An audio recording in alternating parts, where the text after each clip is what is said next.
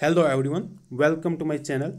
We are discussing MCQs on the subject accountancy और जो MCQs है हमने derive किए from NCERT and till now हमने 3 lectures upload किए हैं and in these 3 lectures we have discussed 33 MCQs and this is now our lecture number 4 and in this lecture we will be discussing from 34 onwards. So let's start.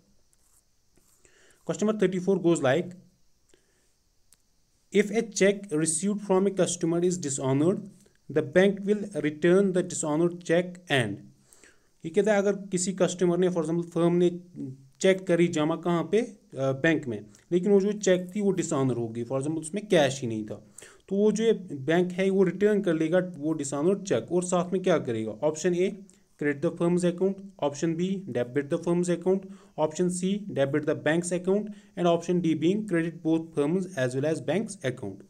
तो ये question ही आया था panchayat accounts assistant जो JNK में हुआ था उसमें आया था and it was taken directly from text, क्योंकि ये सारे ये जो सारे MCQs है we are discussing from NCERT, तो ये भी NCERT से ही उन्होंने डायरेक्टली पूछा था। तो आप इसको ट्राई कीजिए।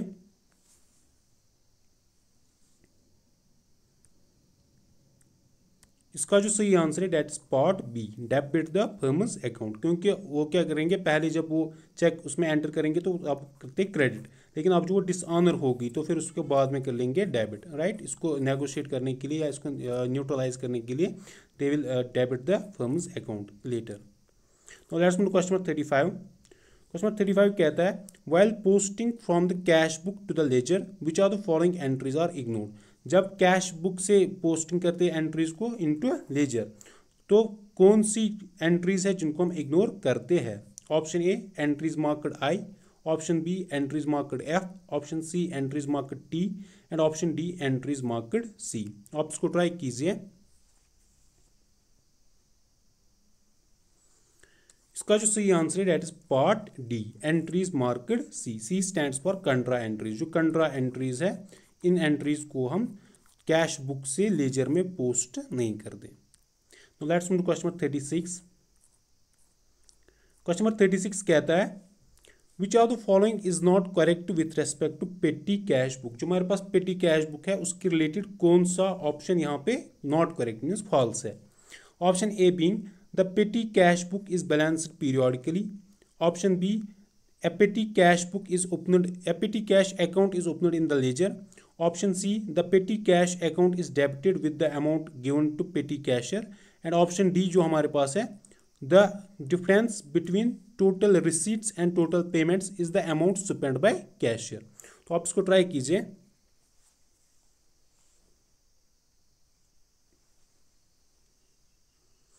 इसका जो सही आंसर है डेट इज पार्ट डी, मतलब ये यहाँ पे गलत है, क्योंकि जो difference between total receipts and total payments है वो है अमाउंट जो अभी कैशियर के पास है। फॉर एग्जांपल हमने उसको 10,000 दिए और उसने 10,000 में से 8,000 खर्च किए, तो अभी उसके पास जो है डेट इज 2,000, तो this is the balance which the cashier has. तो अभी ये स्पेंट नहीं है बल्कि उसके पास अमाउंट है अभी, तो अभी ये इसका गलत ऑप्शन आएगा। The difference between total receipts and total payments is balanced with the petty cashier, not balance spent. Now let's move to question number 37. Question number 37 कहता है balancing of account means। जब हम कहते हैं हमने अकाउंट को balance किया तो what does that mean?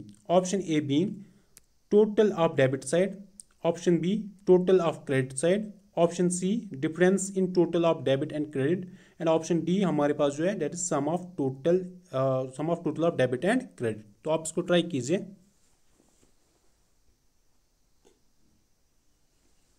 इसका जो सही आंसर है that is part C, difference in total of debit and credit. Balancing of account means to find difference in total of debit and credit. Now let's move to question number 38। Question number 38 कहता है if balance as per cash book is given as an opening balance. अगर हमें कौन सी balance the गई है, cash book की जो balance है वो हमें दी गई है एज ओपनिंग बैलेंस, तो एसर्टन बैलेंस एज पर पासबुक, और हम चाहते हैं कि हमारे पास जो बैलेंस है वो एसर्टन हो जाए as per passbook. We have to subtract all, हमें सबको सब्ट्रैक्ट करना है बट लेकिन एक को नहीं, तो हमें उस एक ऑप्शन को यहाँ पे ढूंढना है जिसको हमें सब्ट्रैक्ट नहीं करना है। Option A being cheques deposited but not credited by the bank, option B bank charges not recorded in the cash book, option C check dishonored but written in cash book, option D cheque issued but not presented. तो आप इसको try कीजिए।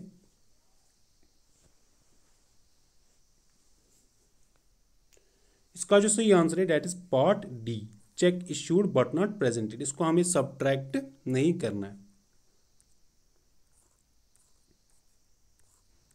Let's move question number 39।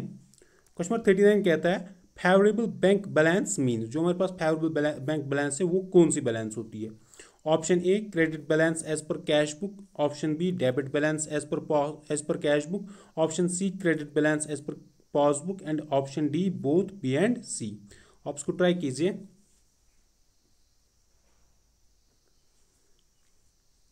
इसका जो सही answer है that is part D, both B and C. मतलब favourable balance हमारे पास होती है डेबिट बैलेंस जो कैश बुक में होगी या क्रेडिट बैलेंस जो हमारे पास पासबुक में होगी।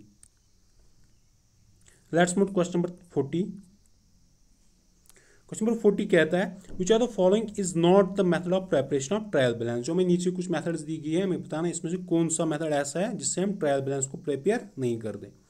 ऑप्शन ए हमारे पास है totals method, option B balances method, option C totals cum balances method and option D हमारे पास है नन ऑफ द अबू। आप इसको ट्राई कीजिए।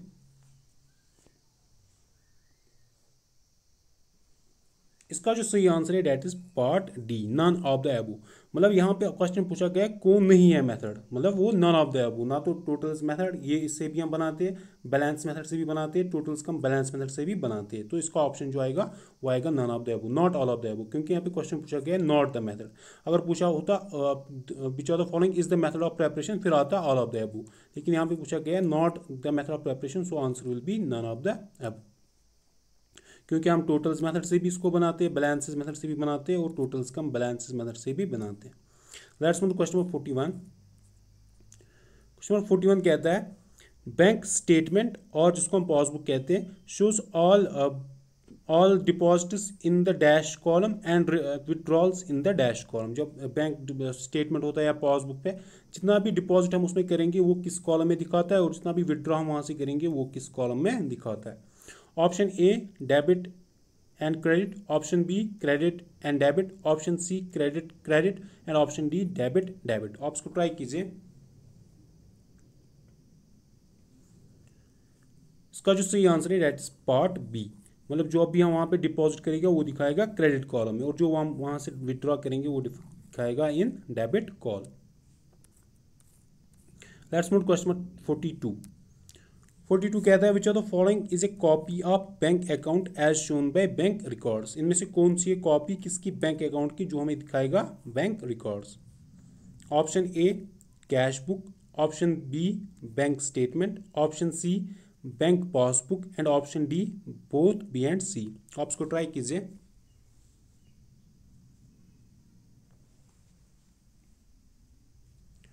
इसका जो सही आंसर है that is part D, both B and C. उसको हम या तो बैंक स्टेटमेंट कहते हैं या तो बैंक पासबुक कहते हैं। Let's move question number 43। Question number 43 which are the following is a tool for verifying the correctness of debit and credit amounts. इनमें से हमें जो नीचे ऑप्शन दी गई हमें पूछना है कौन सा वो टूल है जिससे हम वेरीफाई करते हैं करेक्टनेस किसकी, डेबिट और क्रेडिट अमाउंट्स की। Option A bank reconciliation statement, option B passbook, option C cash book and option D trial balance. आप इसको ट्राई कीजिए।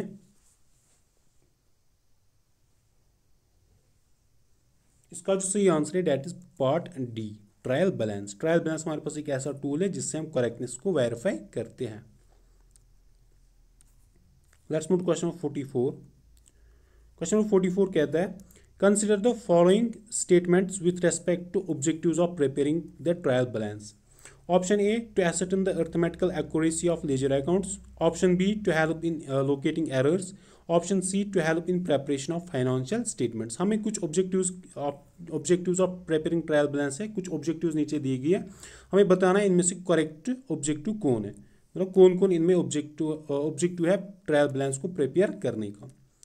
ऑप्शंस हमें जो नीचे दी गई है, option first only A and B, option B A, option third जो हमारे पास है B and C and option fourth जो हमारे पास है ए बी सी। आप इसको ट्राई कीजिए।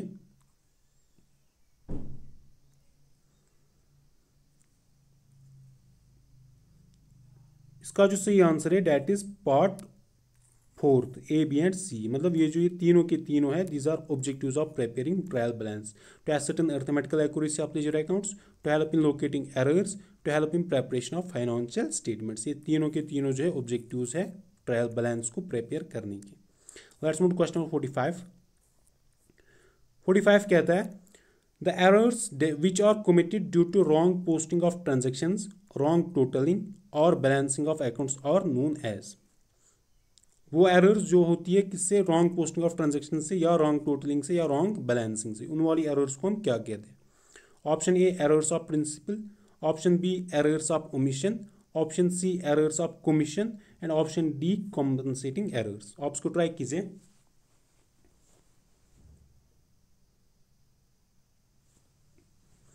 इसका जो सही आंसर है डेट इज पार्ट सी, उनको हम बोलते हैं errors of commission. Let's move to question number 46. Question number 46 goes like, if trial balance does not tally due to existence of one-sided errors, the accountant tallies it by putting। जो हम trial balance बनाते हैं अगर वो tally नहीं करती क्योंकि उसमें वन साइडेड एरर्स आएंगे, लेकिन जो अकाउंटेंट है उसको फिर भी इसको टैली करना है, वो कैसे इसको फिर टैली करता है। ऑप्शन ए जो हमारे पास है, the credit amount by putting the credit amount as suspense account, the debit amount as suspense account, the difference on shorter side as suspense account, the difference on excess side as suspense account। आप इसको try कीजिए।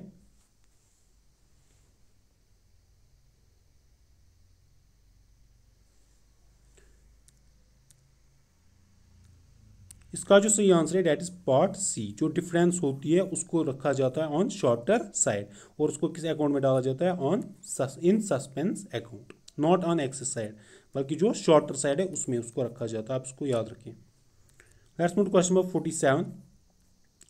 Question number 47 कहता है agreement of trial balance is affected by, जो हमारे पास trial balance है वो agree नहीं करती कभी, मतलब टैली नहीं करती, credits are not equal to debits, वो उसको किससे असर पड़ता है। Option A by one-sided errors only, option B two-sided errors only, option C both A and B and option D हमारे पास है none of these। तो आप इसको ट्राई कीजिए।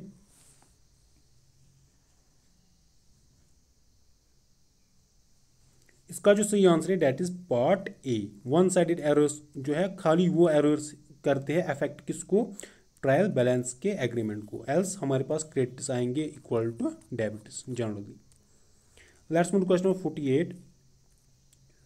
48 हमारे पास है the adjustment with regard closing stock is done by, जो हमारे पास अब क्लोजिंग स्टॉक लास्ट में बचता है at the end of an accounting period, तो फिर जो हमारे पास क्लोजिंग स्टॉक बचता है उसका हम एडजस्टमेंट कैसे करते हैं। Option A crediting it to trading and profit and loss account and showing it on asset side of balance sheet. Option B हमारे पास कहता है debiting it to trading and profit and loss account and showing it on asset side of balance sheet। Option C हमारे पास है crediting it to trading and profit and loss account and showing it on debit side of balance sheet and option D जो हमारे पास है debiting it to trading and profit and loss account and showing it on debit side of balance sheet। तो आप इसको try कीजिए।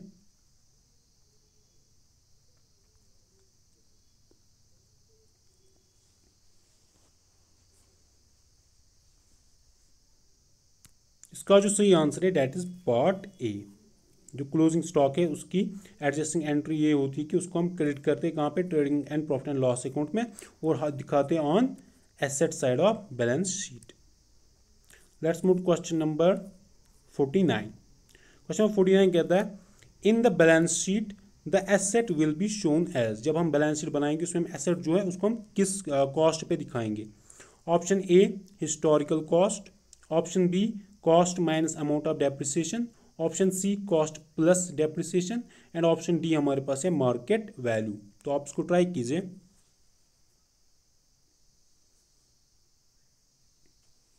इसका जो सही आंसर है that is part B, cost minus amount of depreciation. बच्चों को यहाँ पे कंफ्यूजन होगा in part B and part D.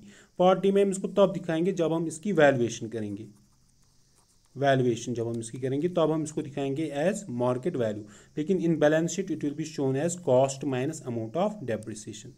Now let's move to question number 50, that will be the last question of this particular lecture. Question number 50 कहता है A business enterprise allows discount to its debtors to encourage.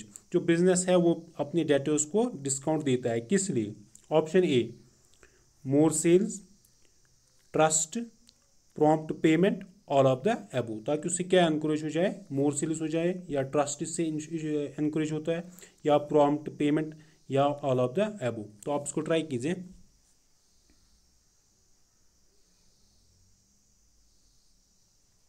इसका जो सही answer है that is part C, prompt payment, ताकि instantaneously वो उसको payment करे। तो दिस आर 50 क्वेश्चन जो हमने अब तक डिस्कस किए हैं। और इन 50 क्वेश्चन में अगर आपको कोई भी कंफ्यूजन होगा किसी भी पर्टिकुलर क्वेश्चन में, तो आप उसको नीचे कमेंट सेक्शन में कमेंट कीजिए, and I will be taking up in